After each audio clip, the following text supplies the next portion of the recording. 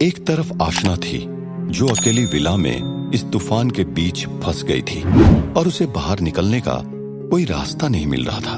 तो वहीं दूसरी तरफ गर्वित था जिसे कोई खास फर्क नहीं पड़ रहा था। मैन विल बी मैन पंक्तियों पर गर्वित ने 4 चांद लगा दिए थे, लेकिन सूरज जो संजना के भी करीब था उसने पहल करते हुए गर्वित से कहा कि वो संजना से संपर्क करे अगर वो किसी मुसीबत में हुई तो। कि तभी गर्वित की कठोर आवाज से ये शब्द निकले, उसके लिए मर जाना लोगों की मुश्किलों को दूर करने से बेहतर होगा। इसका मतलब साफ था कि गर्वित आशना को मतलबी बता रहा था कि कुछ भी हो जाएगा लेकिन आशना को फर्क नहीं पड़ता।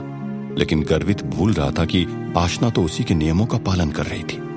गर्वित ने वो शब्द बहुत ही क्रोध और घृणा के भाव के साथ कहे थे और वहां मौजूद सबका ध्यान भंग कर चुका था। मैजेस्टिक क्लब हाउस के उस हॉल में मौजूद सभी लोग अब गर्वित और सूरज को ताड़ रहे थे। गर्वित और ज्यादा आग बबूला हो गया जब उसने देखा कि सबकी नजरें उसे हलाल करने की नीयत से देख रही है। गर्वित ने हाथ उठाते हुए सिगरेट का एक लंबा कश लेने की कोशिश की और तभी उसे एहसास हुआ कि वो सिगरेट कब की खत्म हो चुकी है। उस सिगरेट को दूर पड़े कूड़ेदान की तरफ जोरों से फेंकते हुए दोबारा सबके सामने चिल्लाते हुए कहा, तो क्या किसी के पास भी द विडोव सिगरेट नहीं है? ये सुनते ही वहां मौजूद एक शख्स ने अपनी जेब से द विडोव का पैकेट निकालकर टेबल पर रख दिया और अपनी नजरों को गर्वित की नजरों से फेर लिया। गर्वित गुस्से से उठा और अपना पोलो स्टिक वाला बैग उठाते हुए टेबल पर से वो सिगरेट का पैक उठाया, लेकिन जब देखा कि उसमें सिर्फ एक ही सिगरेट है तो उसे और ज्यादा गुस्सा आ गया और अपने दोस्तों को अपनी दहकती हुई आंखें दिखाते हुए कहा, यह कोई मजाक नहीं था। खैर, मुझे रम्मी खिलाने के लिए शुक्रिया। बस ये कहते हुए गर्वित क्लब हाउस के हॉल से बाहर निकल गया। ये देखकर वहां मौजूद सभी लोग दंग रह गए और एक गहरे सदमे में चले गए। तभी एक शख्स ने कहा, क्या हो गया यार, गर्वित को अचानक से इतना गुस्सा कैसे आ गया? दूसरे शख्स ने भी जानने की कोशिश की, यार गर्वित आज काफी अलग लग रहा था, पता नहीं लेकिन बहुत अजीब। तीसरे शख्स ने बात को गहराई की तरफ मोड़ने की कोशिश की, अलग, काफी अलग, और वो आज ही अलग नहीं लग रहा था। दरअसल पिछले हफ्ते से वो काफी अजीब था। कुछ तो था जो उसे कचोट रहा था। क्या वो खुद या कोई और? गर्वित के इस तरह जाने के बाद सूरज की नजरें उसी दरवाजे पर अटक गई थी जहां से गर्वित बाहर निकला था। कुछ पल बाद जब सूरज गर्वित की उस हरकत के सदमे से बाहर आया तो अपने चेहरे पर मुस्कान डालते हुए सभी को संबोधित करते हुए कहा, अरे वो बिल्कुल ठीक है, वो कभी कभी स्ट्रेस होता है। और फिर नौकर की तरफ देखते हुए कहा, अरे सबको गुलाब जामुन दोबारा खिलाओ भाई। गर्वित का driver Laxman Majestic Club House के बाहर कार में बैठा शर्मिली से फोन पर प्यार की गुफ्तगू करने में व्यस्त था कि तभी उसने सामने से गर्वित को दरवाजे से बाहर आते हुए देखा। ये देखकर लक्ष्मण की सिट्टी पिट्टी गुम हो गई और फोन काटते हुए वो तुरंत अपने हाथों में छाता लिए कार से बाहर निकला और भागते हुए गर्वित को लेने पहुंचा। लक्ष्मण ने खुद भीगते हुए अपने मालिक को कार तक पहुंचाया। कार में घुसते ही लक्ष्मण ने गर्वित से पूछा, छोटे हुकुम कहाँ चलना है? गर्वित खिड़की से बाहर झमाझम हो रही बारिश को ही लगातार देख रहा था और देखते ही देखते वो विचारों के महल में खोता चला गया।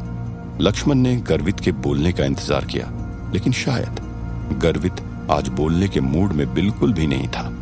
लक्ष्मण ने गाड़ी स्टार्ट की और बारिश को चीरते हुए गाड़ी को भगाने की कोशिश की। बारिश थमने का नाम नहीं ले रही थी और जैसे जैसे रात और गहरी होती जा रही थी वैसे वैसे बारिश भी अपनी शक्ति का प्रदर्शन कर रही थी।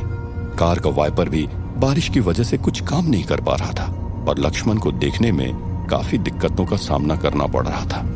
सब कुछ धुंधला धुंधला दिखाई दे रहा था, इसलिए लक्ष्मण काफी धीरे गाड़ी चलाने लगा। चूंकि गर्वित की सिगरेट खत्म हो गई थी और क्लब हाउस में जो शख्स ने सिगरेट का पैकेट दिया था उसमें सिर्फ एक ही सिगरेट थी, इसलिए गर्वित को सिगरेट लेनी थी। लेकिन वो कार में बैठते ही अपने अलग ही ख्यालों में खो गया था और लक्ष्मण इस बात से पूरी तरह अनजान बस धीरे धीरे गाड़ी आगे बढ़ा रहा था। कुछ ही देर बाद अचानक कार एक गड्ढे से गुजरी और गर्वित के ख्यालों को भी धक्का लगा और गर्वित ख्यालों की चकाचौंध रोशनी से बाहर आया और पूछा, लक्ष्मण सिगरेट ले ली ना, पैकेट दो। लक्ष्मण का पूरा फोकस इस स्थिति में गाड़ी चलाने पर था, लेकिन जब एकाएक गर्वित के मुंह से ये सुना तो वो चौंक गया। लक्ष्मण ने अपने दिमाग में समय को थोड़ा पीछे करते हुए उन सारी कड़ियों को याद किया जब से गर्वित कार में बैठा था, लेकिन गर्वित ने तो उसे ऐसा कुछ नहीं बोला था। लक्ष्मण सोच ही रहा था कि तभी गर्वित ने दोबारा कहा, लक्ष्मण सुना नहीं, सिगरेट का पैकेट। छोटे हुकुम, आपने कहाँ बोला सिगरेट चाहिए? लक्ष्मण ने दबी हुई आवाज में कहा। इससे पहले कि गर्वित आगे कुछ बोलता, लक्ष्मण ने बात को जारी रखते हुए कहा, अब बस 5 मिनट में पान वाले की दुकान आ जाएगी। ये सुनते हुए गर्वित ने कोई प्रतिक्रिया नहीं दी और 5 मिनट बाद लक्ष्मण गर्वित के लिए सिगरेट ले आया था।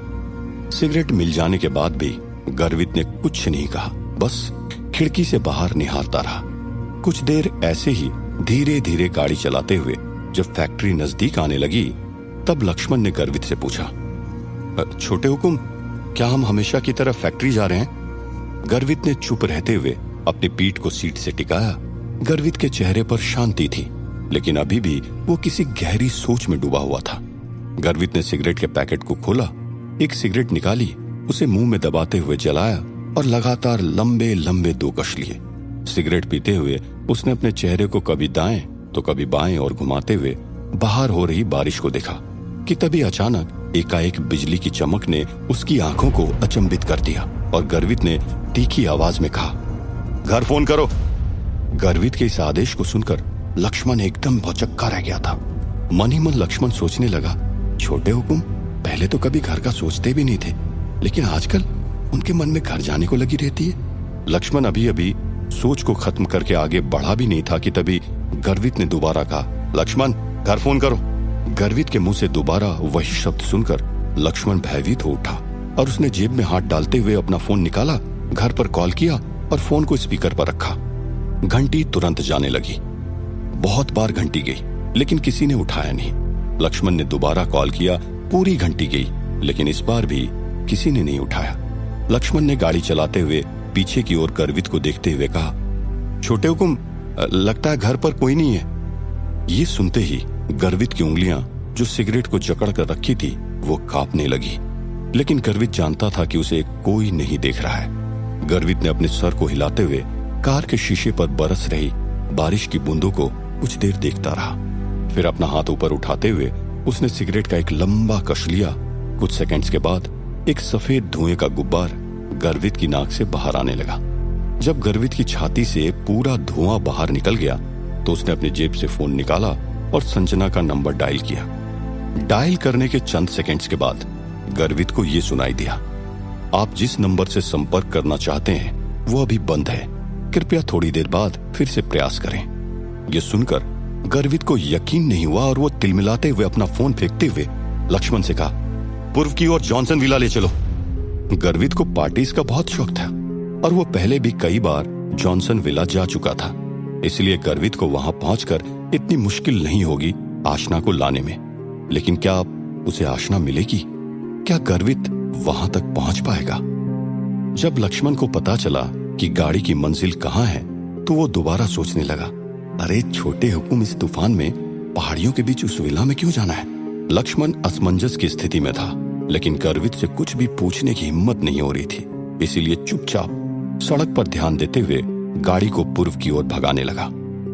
वहीं दूसरी तरफ आशना न जाने कितनी ऑनलाइन टैक्सी कंपनियों को कॉल कर चुकी थी और 10 गुना ज्यादा पैसे देने के लिए भी तैयार थी, लेकिन सभी ने इस तूफान को और ज्यादा भयानक होता देख सारी बुकिंग्स कैंसिल कर दी थी। पहाड़ों के बीच उस विला के सबसे नजदीक 3 किलोमीटर दूर एक रेलवे स्टेशन था, जहां से कुछ ट्रेन नियमित समय अनुसार चलती थी। बारिश और तूफान के थमने के कोई आसार नहीं थे और घड़ी का पहिया भी चलता जा रहा था।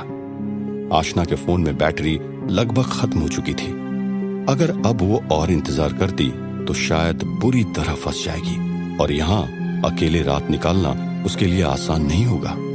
कुछ देर सोचने के बाद आशना ने विला के फ्रंट डेस्क से एक छाता लिया और आंखों पर चश्मा लगाते हुए विला से बाहर निकली। आशना निर्णय ले चुकी थी और वो जल्दी से जल्दी इस जगह से निकलना चाहती थी। इतनी तेज बारिश और हवाओं के बीच आशना का छाता 2 मिनट भी नहीं टिक पाया और तेज हवा में लुप्त हो गया। छाता के छूट जाने से आशना अब बारिश के सामने अकेली थी और पलक झपकते ही पूरी भीग गई थी। बारिश का बेग इतना तेज था कि वो शरीर पर किसी धारदार हथियार की तरह लग रहा था। रास्ता भी शहरों के जैसा नहीं था। टूटी फूटी सड़क थी जिसपे अब पानी और कीचड़ भर चुका था। चूंकि आशना ने हाई हील्स पहन रखे थे, इसलिए उससे इस रास्ते में एक कदम भी चलना नहीं हो रहा था। इसलिए उसने अपनी हील्स उतारी, नंगे पांव रास्ते को पार करने लगी।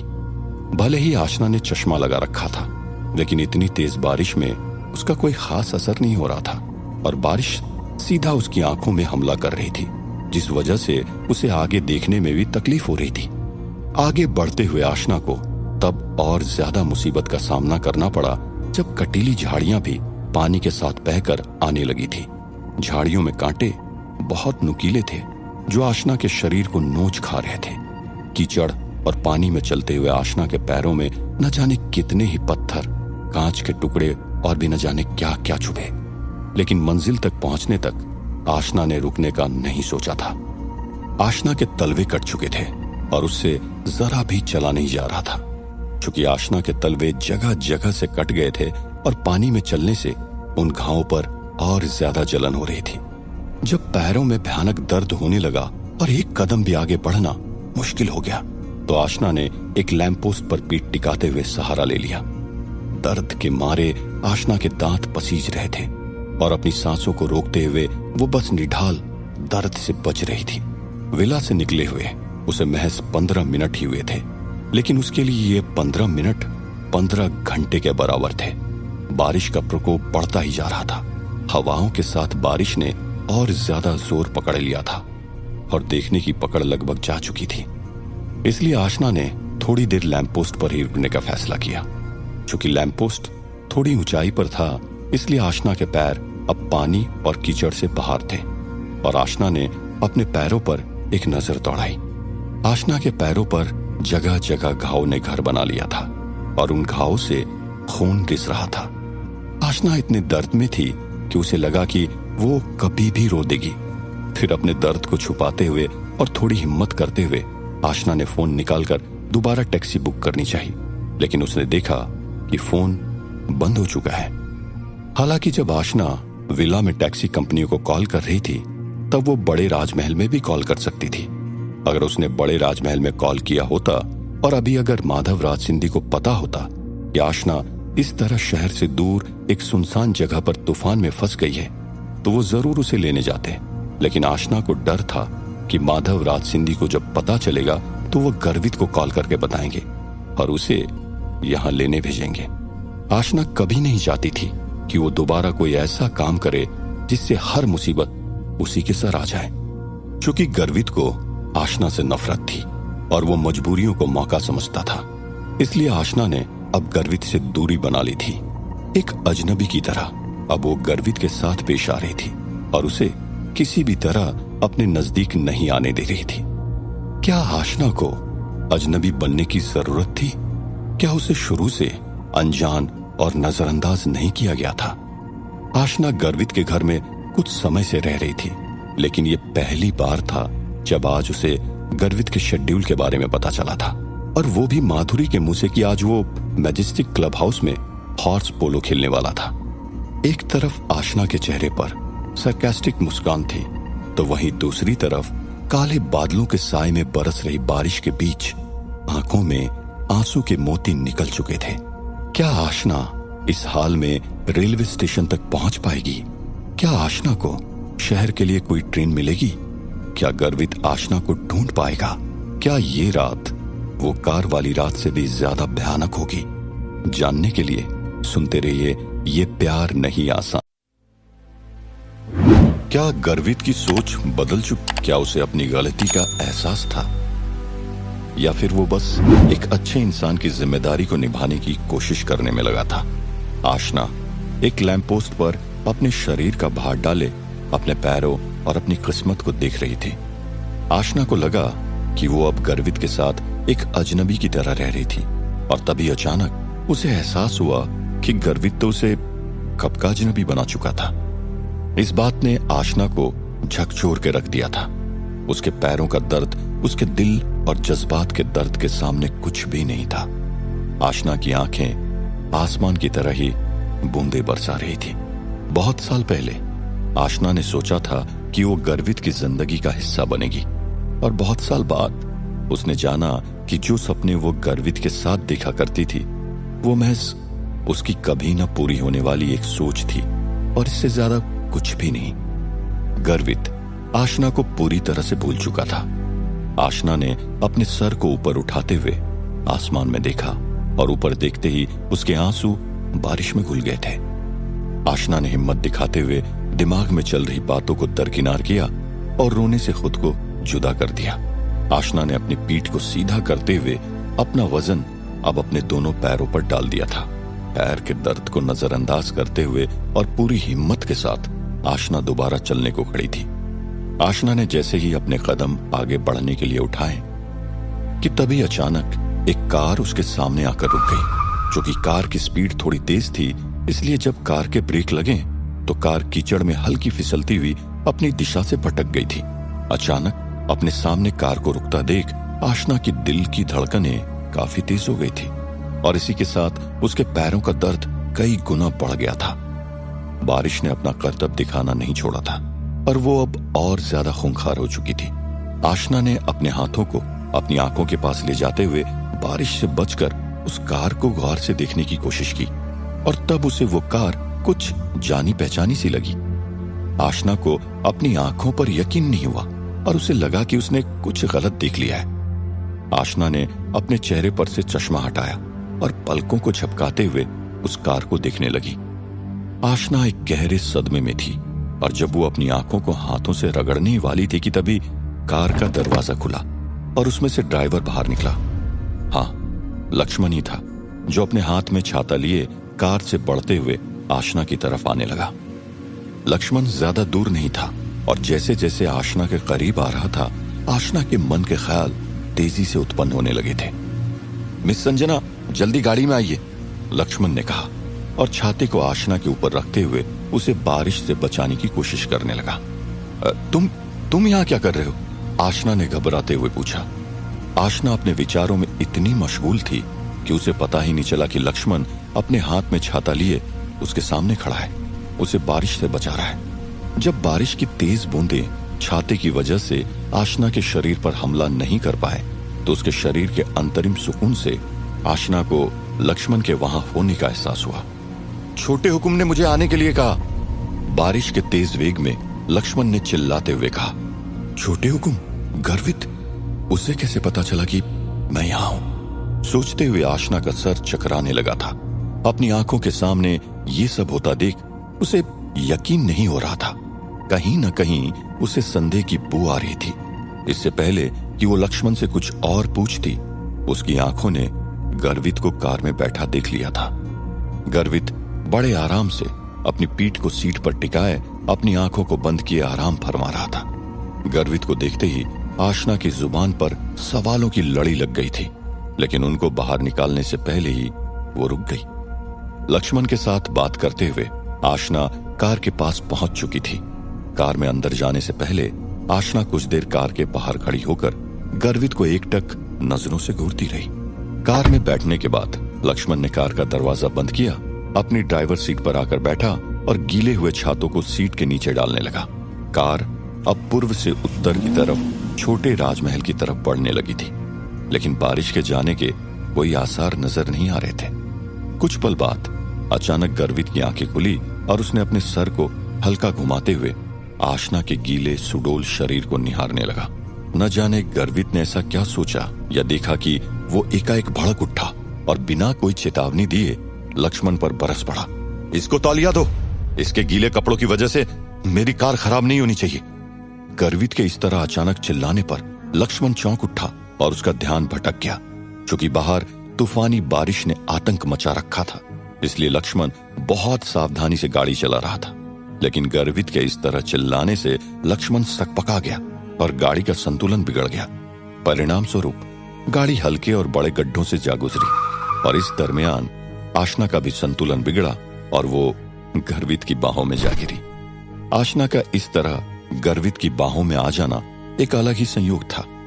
लेकिन एकाएक हुई इस हरकत से गर्वित भी चौंक गया और उसका शरीर स्थिर हो गया। गाड़ी रुक चुकी थी, लेकिन जैसे ही आशना गर्वित की बाहों में गिरी, आशना ने देखा कि गर्वित का मुंह बिगड़ चुका है। और इससे पहले कि गर्वित आग बबूला होए, आशना ने तुरंत अपने आप को संभालते हुए गर्वित से अलग किया और दोनों के बीच काफी जगह बनाते हुए सीट के एकदम कोने में चली गई। आशना का इस तरह बाहों में अचानक आना और अगले ही पल दूर हो जाना गर्वित को शायद रास नहीं आया और वो और ज्यादा भभक उठा और दोबारा अपनी कठोर आवाज में चिल्लाते हुए बोला, लक्ष्मण, ध्यान कहाँ है? गाड़ी चलानी नहीं आती क्या? एक पैसा नहीं दूंगा तुम्हें। यह सुनकर लक्ष्मण इतना डर गया कि उसके फेफड़ों से सांसें आनी बंद हो चुकी थी।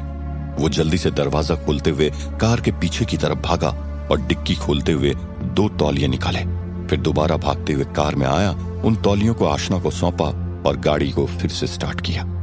चूंकि आशना पूरी भीग चुकी थी, इसलिए उसने अपने शरीर को उन 2 तौलियों से लपेट लिया।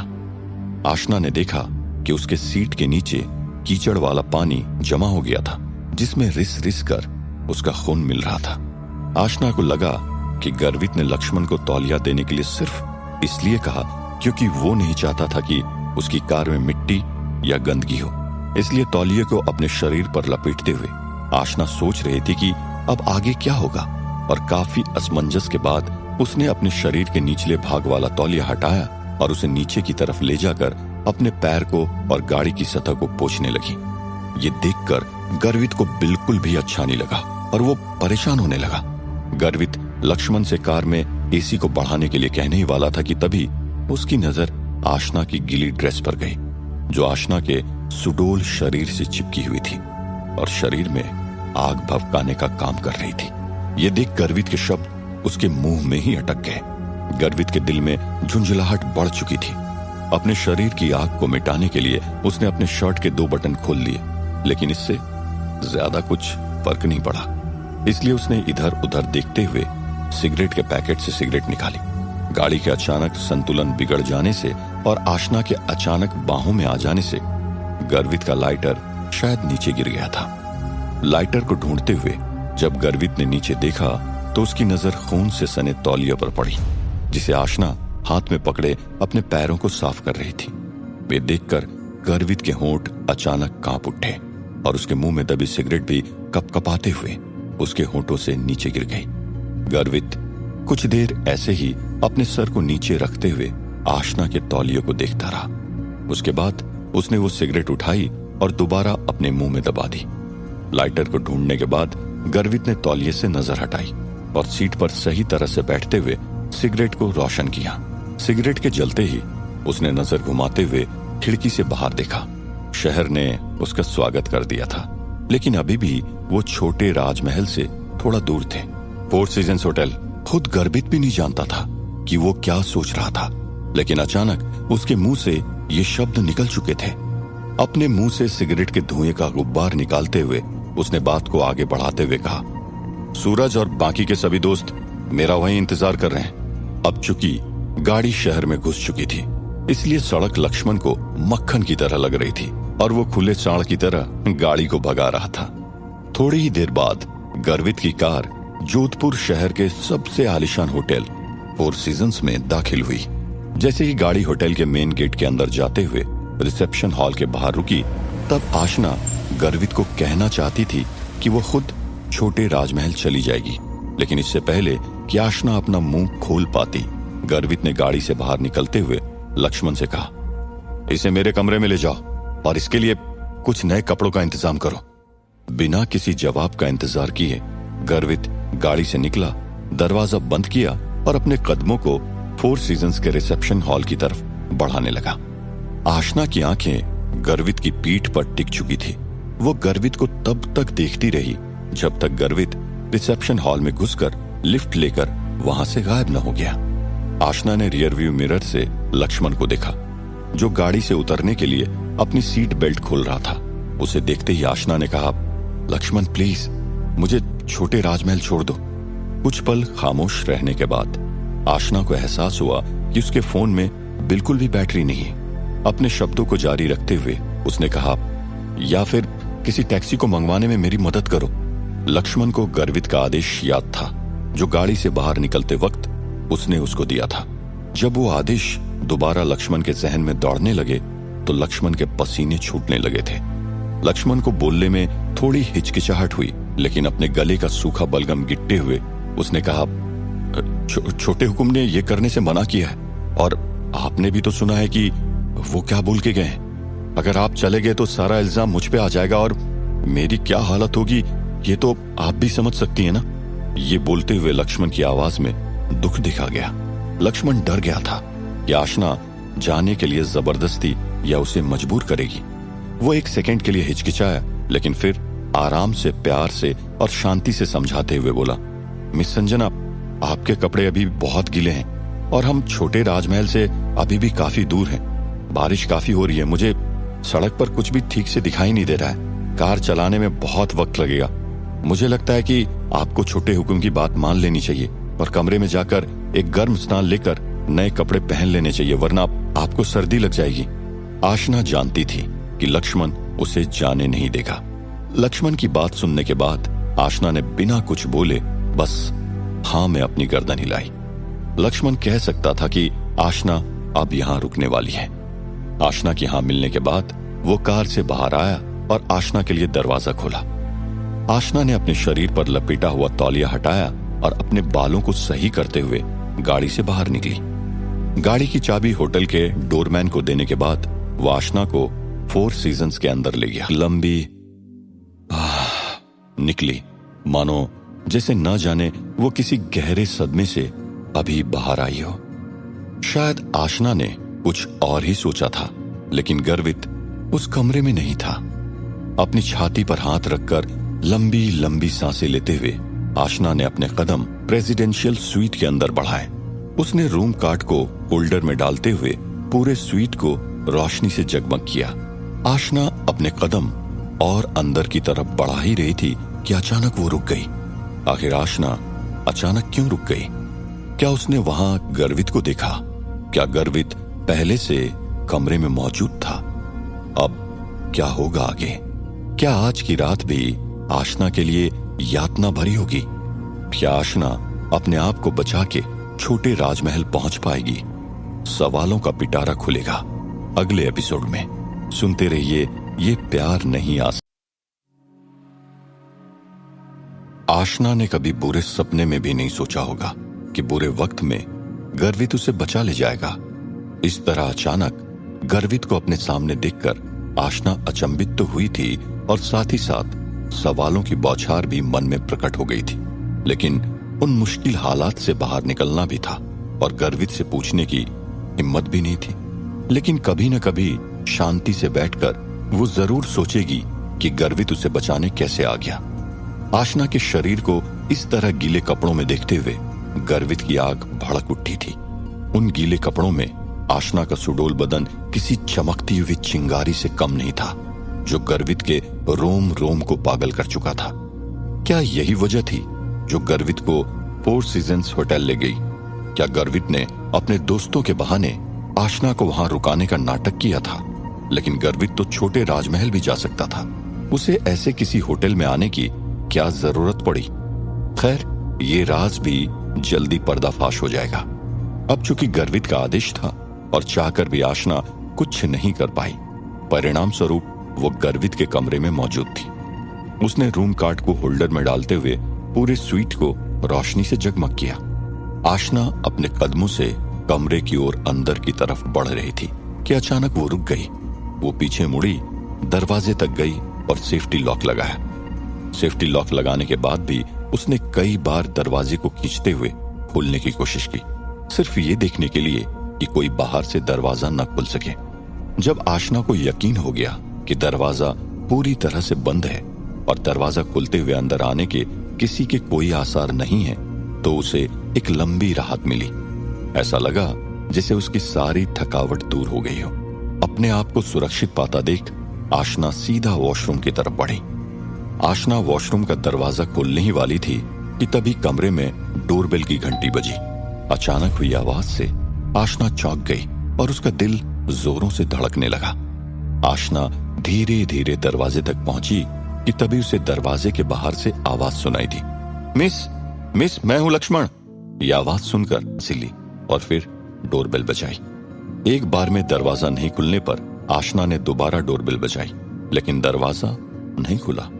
आशना की हिम्मत जो उसने जमा की थी वो अब हल्की हल्की कमजोर पड़ने लगी थी।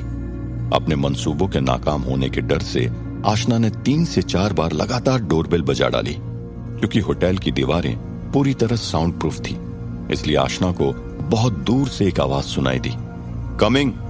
कुछ 10 सेकंड्स बीत जाने के बाद उस दरवाजे को किसी ने एकाएक खोला। इससे पहले कि आशना दरवाजा खोलने वाले इंसान को ठीक से देख पाती, तभी उस इंसान ने कहा, बियर कहां है? मुझे और दारू चाहिए। और आगे के शब्दों को बोलने से पहले सूरज अचानक रुक गया और आश्चर्य करते हुए आशना को देखने लगा। आशना को देखते हुए वो बड़बड़ाया, ये पता चला कि वो तुम्हें लेने के लिए निकला था। सूरज के मुंह से निकले शब्द इतने धीमे थे कि आशना को ढंग से कुछ भी सुनाई नहीं दिया। इसलिए उसने पूछा, क्या? ओह। ये बोलते हुए सूरज को ऐसा लगा जैसे उसे अचानक कुछ याद आ गया और पीछे मुड़ते हुए उसने अंदर जोर से चिल्लाते हुए कहा, भाई गर्वित। सूरज ने काफी पी रखी थी और अब सूरज आवाज लगाने के चक्कर में पीछे मुड़ा तो दरवाजा पूरा खुल चुका था और आशना को अंदर का सारा नजारा दिखने लगा। अंदर बहुत सारे लोग मौजूद थे, कुछ आदमी और कुछ महिलाएं भी थी। कोई पी रहा था तो कोई गा रहा था, सब टल्ली होकर अपनी ही धुन में मस्त थे। अब चूंकि गेट पूरा खुल चुका तो अंदर की आवाजें आशना के कानों को साफ साफ सुनाई दे रही थी। आशना ने देखा कि गर्वित कमरे के बाहर लगे सोफे पर बैठा है और अकेले सिगरेट पी रहा है। इस समय ऊपर से नीचे तक उसकी प्रतिक्रिया में कोई गुस्सा नहीं दिख रहा था, बल्कि उसका चेहरा कोई नूर के हीरे की तरह चमक रहा था। उसके शर्ट के 2 बटन अभी भी खुले थे, जिसमें से उसकी मर्दानी छाती साफ साफ दिखाई दे रही थी। अपने सर को थोड़ा नीचे घुमा रखा था, मानो जैसे किसी की बात सुन रहा हो। चूंकि आशना को दरवाजे से हॉल का एक ही भाग दिख रहा था, इसलिए वो ये नहीं देख पाई कि वो किसकी बातें सुन रहा था। तभी अचानक वो उस इंसान से हंसते हुए बोला, बकवास। ऐसा लग रहा था जैसे आज उसका मूड बहुत अच्छा है। इसके बाद उसने अपने सर को हल्का उठाया और सिगरेट के 2-3 कश लेते हुए धुएं का छल्ला निकालने लगा। इसी उमंग के भाव के साथ गर्वित आज इतने सालों बाद पहले की तरह दिखा, जैसे वो अपनी जवानी के दिनों में होता था। उसके चेहरे पर कोई शिकन नजर नहीं आ रही थी। बीच बीच में वो खिलखिला के हंस भी रहा था। ये देखते हुए आशना एकाएक अचंभे में पड़ गई थी। आशना ने सोचा कि गर्वित ही दुनिया में एकमात्र ऐसा व्यक्ति है जो समय के साथ साथ इतना महान और जंगली हो सकता है। चूंकि अंदर चल रहे तेज म्यूजिक और शोर शराबे के बीच गर्वित को इस तरह देखकर आशना पूरी तरह विचलित हो चुकी थी। और ये देखते हुए सूरज ने एक जोरदार दहाड़ के साथ चिल्लाते हुए कहा, गर्वित भाई।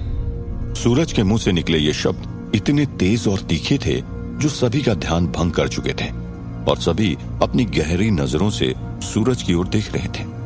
अचानक इस पार्टी वाले माहौल में खामोशी पसर चुकी थी। गर्वित सभी से थोड़ा धीरे था। सबकी नजरों ने सूरज को देख लेने के बाद गर्वित ने अपनी नजर सूरज की तरफ फेंकी और उसने आशना को गेट पर खड़ा होता पाया। आशना को अचानक इस तरह देखकर वो अचंभित हो उठा। गर्वित की शक्ल से मानो ऐसा लगा कि वो उत्सुकता से ये जानना चाहता है कि वो यहाँ क्यों आई है। एक पल की खामोशी से सभी के नशे उतर गए और होश में आते ही सभी आशना को पहचान गए और बोलने लगे, अरे ये तो संजना है। गर्वित की मुझे घर जाना है, कुछ काम है। वे सुनते ही गर्वित के चेहरे के हाव भाव पूरी तरह से बदल गए।